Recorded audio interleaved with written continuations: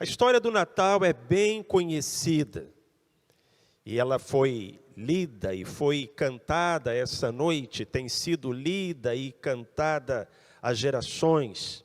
É uma das histórias mais conhecidas do mundo e nós devemos isso, em grande parte, aos evangelistas que registraram por escrito os acontecimentos concernentes ao nascimento do Salvador. Mateus e Lucas, nos seus livros, nos seus evangelhos, relataram estes fatos e, juntando a narrativa de ambos, temos o conjunto da história do Natal. Mateus nos fala sobre os magos que vieram do Oriente, sobre o sonho de José, sobre a fuga para o Egito. Estes são relatos que apenas Mateus nos traz. Lucas nos fala sobre a visitação do anjo a Maria, sobre o cântico de Isabel, sobre a aparição dos pastores e dos anjos que a eles se dirigiram. São detalhes que apenas Lucas nos traz. Mateus, na qualidade de discípulo, alguém que caminhou com Cristo desde o início do seu ministério e foi testemunha da sua ressurreição. Lucas, na qualidade de médico amado, um grego convertido ao cristianismo, que fez um trabalho de pesquisa cuidadoso, entrevistando as testemunhas oculares. E quando nós reunimos o relato destes homens, inspirados pelo Espírito Santo de Deus, conseguimos formar este belo quadro, essa cena encantadora que nos emociona e que nos alegra, a cena do primeiro Natal, do Natal como relatado nos Evangelhos, do Natal como contado por Mateus e por Lucas. Mas, meus queridos irmãos e irmãs, e se o Natal fosse contado hoje, não por Mateus e por Lucas, mas por dois personagens muito importantes, José e Maria. Se nós pedíssemos a José e Maria que nos contassem como foi o primeiro Natal, o que aquele casal de homem e mulher abençoados teria para nos dizer? Eu penso que seria algo mais ou menos assim. José e Maria nos diriam: olha, no primeiro Natal, a primeira coisa que aconteceu foi que os nossos planos foram totalmente mudados. Tudo o que nós havíamos projetado para a nossa vida foi colocado de lado. Na verdade, a nossa vida foi posta de pernas para o ar, porque nós estávamos noivos, Maria numa casa, José na outra, Maria preparando o enxoval, José se dedicando à construção. Nós sabemos, meus irmãos e irmãs, que naquela época e cultura, este era o momento máximo, o cúmulo da alegria, da felicidade para um homem ou uma mulher de Israel. José e Maria eram pessoas humildes, pessoas de condição social mais baixa, de condição financeira mais baixa. Viviam em um pequeno vilarejo incrustado nas montanhas da Galileia chamado Nazaré, em uma época na qual o seu país não gozava de autonomia política ou jurídica, pelo contrário, vivia debaixo da ocupação de um poderio estrangeiro, o poderio romano. Irmãos e irmãs, eram tempos difíceis para todos, eram tempos difíceis especialmente para os camponeses da Galileia, que enxergavam no momento do seu casamento o ponto alto da sua vida, aquilo com que sonhavam. Mas este sonho teve que ser posto de lado, porque Maria apareceu grávida. E eles não eram casados. Maria havia concebido do Espírito Santo.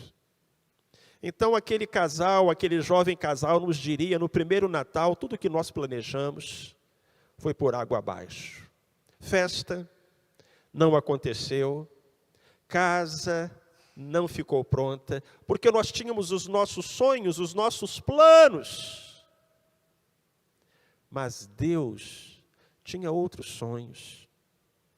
Deus tinha outros planos, e a vontade que nós abraçamos foi a dele e não a nós. Nada saiu como a gente planejou, nada saiu como a gente queria. Foi um tumulto, foi uma reviravolta nas nossas vidas. E tudo aquilo que nós estabelecemos como objetivo e alvo foi colocado de lado. Acho que a primeira coisa que José e Maria diriam para nós seria isso. No primeiro Natal, os nossos planos foram totalmente mudados, porque foram cumpridos os planos de Deus. A segunda coisa que José e Maria nos diriam seria: olha, no primeiro Natal nós enfrentamos muitas dificuldades. Nem queiram saber, enfrentamos muitas dificuldades. Porque além de ter que conviver com os olhares acusadores dos moradores de Nazaré, José e Maria precisaram fazer uma longa viagem. Deu na cabeça de um imperador romano fazer um recenseamento, obrigando que as pessoas se dirigissem até a cidade dos seus antepassados para ali registrar os seus nomes. Então, José e Maria, com um barrigão de 9 meses, precisaram fazer uma longa viagem. Essa viagem normalmente era feita a pé. Embora nos cenários natalinos costumemos colocar Maria sobre o dorso de um jumentinho, via de regra, esta viagem era realizada a pé. Desde o extremo norte de Israel até o extremo sul, desde a cidadezinha de Nazaré até a vila de Belém. Foi uma dificuldade. Nós tivemos que deixar a nossa terra, atravessar aqueles quilômetros, cansaço, dificuldade, lutas, dificuldade. E quando finalmente chegamos em Nazaré, já era noite, não havia lugar em nenhuma estalagem, nenhuma casa nos abriu as portas, e chegou a hora do parto.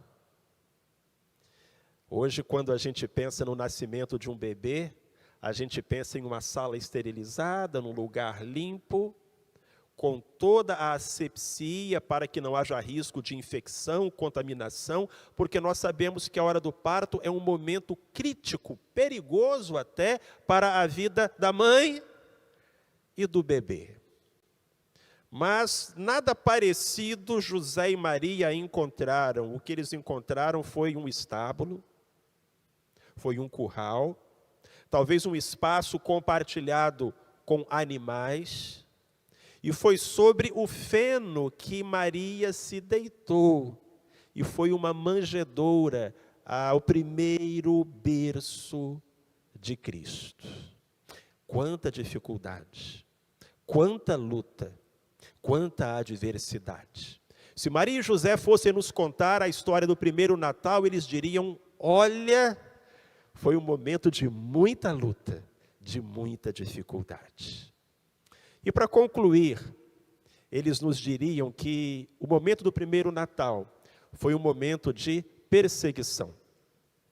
Maria e José falariam: no primeiro Natal os nossos planos foram mudados, nós enfrentamos dificuldades e nós passamos por perseguições, porque o rei, o todo-poderoso Herodes, um dos homens mais poderosos de todo o Império Romano, um dos grandes monarcas da antiguidade, um louco com fúria assassina e ideias terríveis, ordenou que o nosso bebê fosse morto. Não fora por uma divina revelação, por um sonho concedido a José, esse intento teria se tornado real.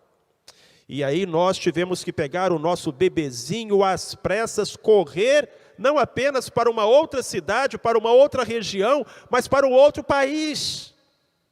E nos tornamos refugiados numa terra estrangeira, outra raça, outra língua, outra religião, e ali precisamos viver por cerca de 3 anos, porque aquele rei terrível procurava a morte de Jesus. Irmãos, que história! Como foi o primeiro Natal? José e Maria diriam, foi tempo de mudança de planos, nada do que a gente sonhou aconteceu. Foi tempo de dificuldade, muitas lutas, adversidades, pedras no caminho. Foi momento de perseguição, de injustiça e de violência. Mas se perguntássemos aos dois, e aí? Valeu a pena? Eu tenho certeza que eles abririam um sorriso e diriam, valeu a pena. Se perguntássemos aos dois, e vocês foram felizes? Eles mais uma vez abririam um sorriso e diriam, sim, extremamente felizes. Porque os nossos planos foram mudados, dificuldades surgiram no caminho e sofremos perseguições. Mas em meio a tudo isso, tínhamos Jesus conosco. E o fato de termos Jesus conosco, primeiro na barriga, depois nos braços, enfim no coração, foi motivo de alegria, paz, transbordantes em todo o momento. Meu querido, minha querida, qual é a mensagem do Natal para você? A mensagem do Natal é a seguinte, preste muita atenção, a mensagem do Natal é a seguinte, se você abraçar a fé no Salvador, se você colocar os seus pés nos caminhos de Deus, algumas coisas vão acontecer. Os seus planos vão mudar, dificuldades surgirão, e você padecerá perseguições. Essa é a mensagem do Natal.